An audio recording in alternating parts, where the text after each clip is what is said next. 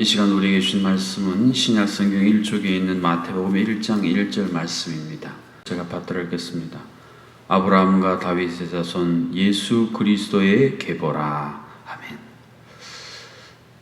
예수님이 이 땅에 오셔서 우리에게 남겨주신 소중한 유산은 이 복음입니다. 복음. 구원의 기쁜 소식인 복음을 우리에게 전해주셨습니다. 사실 우리가 신앙생활을 하면서 이 복음이 무엇인지 제대로 깨닫지 못하고 신앙생활을 한다는 것은 예수님 당시의 종교 지도자들처럼 신앙생활이 아니고 종교생활에 얽매이는, 쉽게 말해서 본질을 빗나간 모습일 수가 있어요. 그래서 여러분이 복음이 뭔지를 정확히 알아야 되는데, 성경 가운데 모든 것에 다 복음이 들어있습니다만 마태, 마가, 누가, 요한, 그래서 우리가 사복음서라고 하는 이 신약성경의 복음서를 잘 읽을 필요가 있어요. 그래서 처음 신앙생활 하시는 분은 복음서부터 읽는 것이 좋습니다. 여러분, 마태, 마가, 누가, 요한 중에 제일 먼저 기록된 책이 어떤 책일 것 같습니까? 1번 마태복음, 2번 마가복음. 잘 모르시죠? 마가복음이 먼저 기록되어 있습니다. 마가복음은 다른 복음서에 비해서 가장 압축되고 핵심적인 내용이 쭉 되어져 있어서 우리 마가복음을 먼저 새벽에 묵상했고, 오늘은 이제 마태복음을 우리가 묵상하게 되는데, 제가 말씀을 준비하다가 왜 마가복음이 먼저 쓰여졌는데 마태복음이 이 복음서의 제일 앞쪽에 위치했는가에 대해서 설명해 놓은 이런 대목이 눈에 와 닿습니다. 왜 그런가? 이 마태복음은 쉽게 말해서 이 신약 성경은 독자들이 있었습니다. 어떤 이 타겟 그룹, 핵심 목표되는 그룹을 목표로 두고 하나님께서 기록을 하게 하셨어요. 근데 마태복음은 이 유대인 독자들을 위해서 마태에게 하나님이 성령의 영감으로 기록하신 책인데, 이 유대인들은 어떤 생각이 있었냐면 메시아가 오시는 것을 정말 대망했어요. 아직도 유대인들은 메시아를 기다리고 있지 않습니까? 메시아가 오면 우리를 이 고통 속에서, 이 고난 속에서 구원하여 주실 그 메시아가 오시기를 간절히 기대하고 고대했습니다.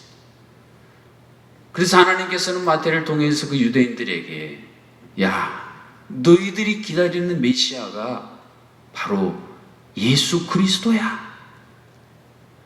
너희들이 다시 와서 이 세상을 다스릴 만왕의 왕으로 기다리는 바로 그 분이 예수 그리스도죠. 이것을 이야기한 책이 바로 마태복음이에요. 그래서 구약시대 유대인들이 가지고 있었던 이 메시아에 대한 간절한 소망, 그것을 옛 언약이라 하지 않습니까? 이것을 마침내 이루셔서 새로운 언약의 시대를 시작하시는 분은 예수님입니다. 그래서 마태복음이 이 복음서 중에 제일 먼저 위치했다, 그런 대목이 마음에 와 닿습니다. 결론적으로 마태복음이 선포하고 있는 사실은 예수 그리스도, 이분이야말로 진정한 메시아이시오, 진정한 왕이십니다. 할렐루야. 이것이 마태복음이 기록하고 있는 핵심적인 메시지 중에 하나예요. 그래서 여러분이 마태복음을 쭉 읽으실 때에, 예수님이 메시아라는 사실을 지금 말하고 있구나, 예수님이 왕이라는 것을 선포하고 있구나, 그렇게 여러분이 머리에 이렇게 생각을 가지시고 마태복음 읽으시면 훨씬 이해도 쉽고 의미가 깊게 다가옵니다. 그래서 오늘 이 마태복음을 시작하는 첫 절에서 선포합니다. 예수 그리스도의 계보라. 마태복음이 1장 말씀은 마태복음 전체를 하나의 강으로 비유하자면 그 발원지와도 같은 말씀이 마태복음 1장의 말씀입니다. 신약성경에 원래 기록된 헬라어 성경을 보면 우리말 성경은 아브라함과 다윗의 자손 이렇게 나오지만은 헬라어 성경을 보면 예수 그리스도, 아브라함과 다윗의 자손의 계보다, 그렇게 나와 있습니다. 모든 성경은 하나님께서 우리에게 약속하신 것을 하나님이 이루셨다. 이것이 사실은 성경을 보는 굉장히 큰 틀이에요. 오늘 마태복음 1장 1절도 바로 그 사실을 마태를 통해 하나님이 선언하고 계십니다. 내가 너희들에게 약속한 것을 나는 반드시 지킨다. 여러분, 구약 성경에 메시아이신 예수 그리스도를 보내시겠다고 하신 약속이 얼마나 많이 있습니까? 마태복음의 특징 중에 하나가 구약 성경에서 예수님에 대해 예언한 선지자들이 그걸 많이 인용했어요. 왜 그랬겠습니까? 유대인들은 구약 성경을 너무 잘 알거든요. 근데 자기들이 잘 아는 말씀을 딱 가져다가 너희들 이 말씀 알잖아. 그게 지금 이루어졌어. 이러니까 구약 성경에 많은 말씀들이 인용되어 있어요.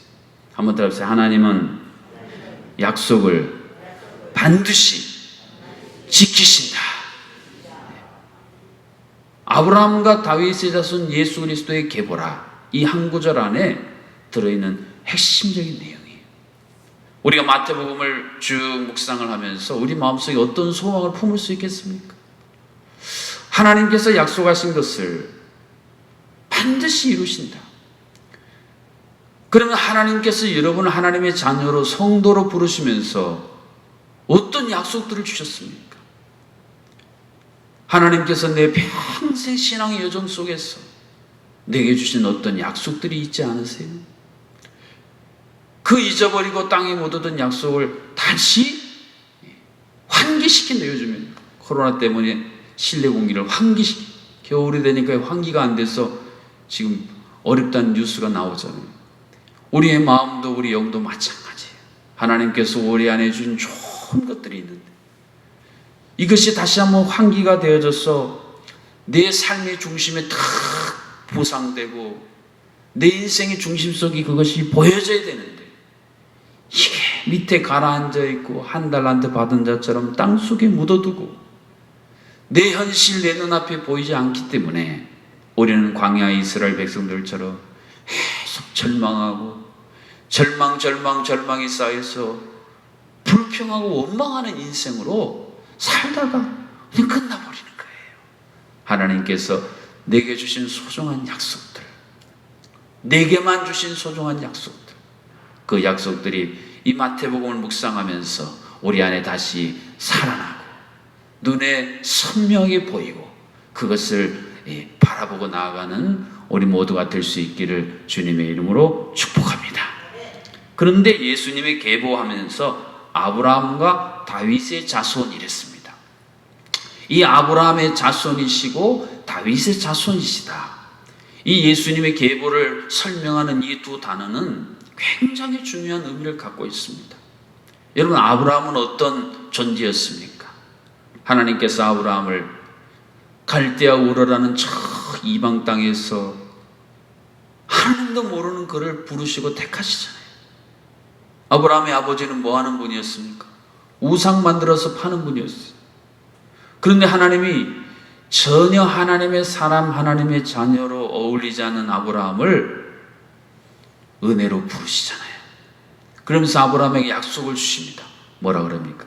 아브라함아, 한마디로 말하면, 우리말식으로 말하면 너 내가 복덩어리로 만들어주마. 그거예요. 복의 근원이다. 다 그게 뭐냐면 복덩어리. 너는 복과는 상관없는 존재였는데 너는 복을 받을래야 복을 받을 아무런 조건도 자격도 없는데 내가 특별한 은혜를 너에게 베풀어서 내가 너를 복덩어리로 삼아주마. 여러분, 이게 아브라함이에요. 그러면 예수님이 이 아브라함의 자손이라는 말씀은 무슨 말씀이겠습니까? 우리 주만 믿으면 내가 예수 그리스도를 내 마음의 구주로 영접하고 그 주님을 믿으면 우리 또한 복받을 아무런 자격도 조건도 환경도 아닐지라도 전적인 하나님의 은혜로 말미암아 나도 복덩이가 될 줄로 믿습니다. 이러한 놀라운 복음, 이 은혜를 우리에게 약속해 주는 내용이 바로 아브라함의 자손 예수 그리스도다.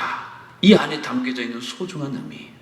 그러면 다윗의 자손이라는 말씀 속에는 어떤 의미가 담겨져 있겠습니까? 다윗은 이스라엘 역사 속에서 최고의 통치력을 드러낸 존재입니다.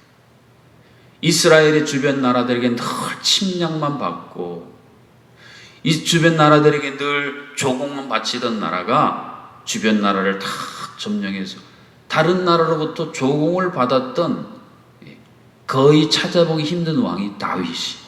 그래서 이스라엘 백성은 지금도 국기가 다윗의 별이지 않습니까? 그래서 다윗 하면 이러한 통치의 힘을 나타내요. 통치의 힘. 그런데 예수님이 다윗의 자손이다라는 말씀은 무슨 말씀이겠어요? 예수 그리스도, 그분은 온 세상을 통치하실 뿐 아니라 너의 인생을 통치하실 바로 그분이시다라는 선포예요. 여러분, 한 나라가 통치자가 통치력을 잃고 완전히 나라가 전시 상태처럼 쿠데타가 일어나고 막 혼돈하면요, 그 안에 살아가는 백성들이 얼마나 힘듭니까? 그것은 한 개인도 똑같습니다. 우리의 마음. 다윗의 자손이신 예수 그리스도께서 내 마음의 왕으로 다 임재하셨어. 내 마음을 다스려 주시면 편안하고 하나님이 창세기에 보여주신 샬롬의 역사가 있는데, 다윗의 자손 예수 그리스도께서 내 마음을 통치하는 것이 되지 않으면요, 마음이 늘 아수라장이고 복잡하고 그렇다. 우리 가정은 어떻습니까? 우리 지난 3주간 주일 저녁에 가정예배 학교를 장신대 신현석 교수님 모시고 해서 저도 계속 같이 들었는데요. 이야, 이렇게 가정예배를 드릴 수 있는데 우리는 늘 그냥 틀에 박힌 생각만 하니까 가정예배도 안 되고, 가정예배 드린다면서 아이들 야단만 치고, 그래서 아이들이 점점점 예배를 거부하게 만들었던 얼마나 어리석은 삶을 살았는데, 하나님께서 우리 가정에 다윗의 자손 예수 그리스도께서 우리 가정을 통치하게 하신다면 우리 가정이 얼마나 은혜와 영광으로 넘칠 텐데, 이걸 모르고 내 식대로 막 해버리니까요. 안타깝게도 교회 중직자, 항정직 직분자의 자녀들이요, 이탈하는 비율이 우리나라에 굉장히 높다는 통계가 나오고 있어요. 왜 그렇습니까? 다윗의 자손 예수 그리스도께서 다스리도록 해야 되는데 우리는 그런 삶을 못 살았다는 거예요. 우리 교회는 어떻습니까? 다윗의 자손인 예수 그리스도께서 우리 교회의 모든 것들을 통치하시도록 다 맡기면 영광스러운 교회, 세상을 구원하는 교회가 될 텐데, 이상하게 그 주님께 맡기지 않고 자꾸 내가 다스리려고 하고 어떤 소수의 그룹이 교회를 좌지우지하고 다스리려고 하기 때문에 오늘 한국 교회가요, 얼마나 어려운 가운데 처해 있습니다. 복음 중에 복음이 마태복음이 선포하고 있는 다윗의 자손 예수 그리스도의 계보라는 이 짧은 한 어구 안에는 너 마음, 너의 일터 가운데, 너의 가정 가운데, 교회 가운데 예수님이 진짜 왕이시냐? 이스라엘을 그렇게 완벽하게 온전하게 통치했던 다윗의 통치력이 지금 너의 삶 가운데 예수 그리스도를 통해 실현되고 있느냐? 이 질문을 우리에게 던지고 있습니다. 사랑하는 성도 여러분, 복음이 무엇입니까? 약정투성이이고 죄로 얼룩진 우리를 하나님은 아브라함처럼 택하셨어요. 복도머리로 만들어주셨어요. 그래서 우리는 그 하나님의 은혜를 생각하면, 하나님의 은혜로 이 쓸데없는 자 왜 구원하여 주시고 자녀 삼아 주시고 영원한 생명으로 가득한 하나님의 나라까지 내게 주시는지 내가 아무리 그 이유를 찾아보려고 해도 찾아볼 수가 없습니다. 그런 고백을 하게 만드는 게 복음이 아니겠어요? 그리고 그런 놀라운 택함 받아서 복덩이가 됐으면 이제 내가 내 인생 다스리는 삶을 내려놓고 이제는 다윗의 자손인 예수 그리스도, 그분이 내 인생의 왕이 돼서 내가 속해 있는 모든 영역에 그분을 왕으로 모셔서 그분이 다스리도록 하는 삶, 이게 여러분 복음이에요. 아브라함과 다윗의 자손 예수 그리스도의 계보라, 이 영광스러운 복음의 계보를 쭉 이어나가는 우리 모두가 될 수 있기를 주님의 이름으로 축복합니다. 그렇습니다. 우리 또한 아브라함의 자손이요 다윗의 자손이신 예수님 우리 인생의 왕으로 모시고 살아가는 그런 온전한 복음의 삶을 회복하도록 우리 주신 말씀 붙들고 합심으로 기도하겠습니다. 살아계신 아버지 하나님, 예수 그리스도를 통하여 우리에게 복음의 기쁜 소식을 알려주셨습니다. 오늘 마태복음을 통하여 다윗의 자손, 아브라함의 자손 예수 그리스도의 계보를 이어가라고 우리에게 선포하셨사오니 아무리 생각을 해봐도 아무리 찾아봐도 우리는 하나님의 복을 받을 아무런 조건도 자격도 환경도 아닌 우리들을 온전한 하나님의 은혜로 아브라함의 자손 복덩어리로 만들어 주셨사오니 예수 그리스도께서 이를 위해 우리의 모든 저주를 지시고 생명을 우리에게 내어주셨음을 깨닫게 하시고 예수 그리스도 안에 있는 이 놀라운 생명을 온전히 누리며 살게 하여 주시옵소서. 다윗의 자손 예수 그리스도의 그 놀라운 통치의 능력이 내 마음과 일터와 우리 가정과 우리 교회 안에 온전히 다시 한번 회복되어지는 오직 주님만이 왕이십니다. 온전히 왕되심을 선포하고 그 예수 그리스도의 다스리심에 순종하는 주여 온전한 회개의 역사가 이 마태복음을 우리가 묵상해 나가면서 우리의 삶에 실현되어질 수 있도록 은총을 베풀어 주시옵소서. 코로나19의 3차 대유행의 전조로 인해 주여 고통당하는 이 땅 이 나라의 민족 온 세계 열방을 기억하여 주시사 하나님을 왕으로 인정하지 못하고 살아가는 이 혼돈과 이 죽음과 이 어둠의 모든 것들을 벗어버릴 수 있도록 왕 대신 하나님을 향한 온전한 회개의 역사가 온 세상 만방에 다시 한번 불같이 일어날 수 있도록 주여 역사하여 주시옵소서. 오늘 하루도 육신의 약한 질병으로 큰 수술 회복 중에 있는 또 모든 주의 자녀들 성도님들 기억하여 주시사 온전히 하나님 아버지께서 생명으로 전능하신 치유의 능력으로 함께하여 주시사 다시 강건함을 누리게 하여 주시옵소서. 수능을 앞두고 각종 시험을 앞두고 인생의 미래를 향해 나간 우리 사랑하는 자녀들 그 심령의 담대함을 주시고 내 인생이 시험에 달린 것이 아니라 온 세상의 통치자이신 내게 온전한 생명 영원한 하나님 나라의 생명을 주신 그 하나님의 손에 달려있음을 선포하며 이 모든 환난들, 이 모든 시련들, 이 모든 과정들을 잘 헤쳐나갈 수 있도록 하나님 함께하여 주시옵소서. 우리 제주영락교회 주님 여기까지 인도하신 하나님, 앞으로 나아갈 모든 길 전능하신 하나님의 통치하심 아래 맡기오니 온전히 하나님이 계획하신 뜻대로 나아가는 교회, 하나님의 영광, 하나님의 복음을 이 제주 땅, 이 한반도에 선포하는 영광스러운 교회로 주여 사용하여 주시옵소서. 오늘 하루도 아브라함의 자손, 다윗의 자손 예수 그리스도의 영광스러운 자녀요 후손으로서 살아가는 우리 모든 삶이 되게 하여 주시옵소서. 예수님의 이름으로 기도하옵나이다. 아멘.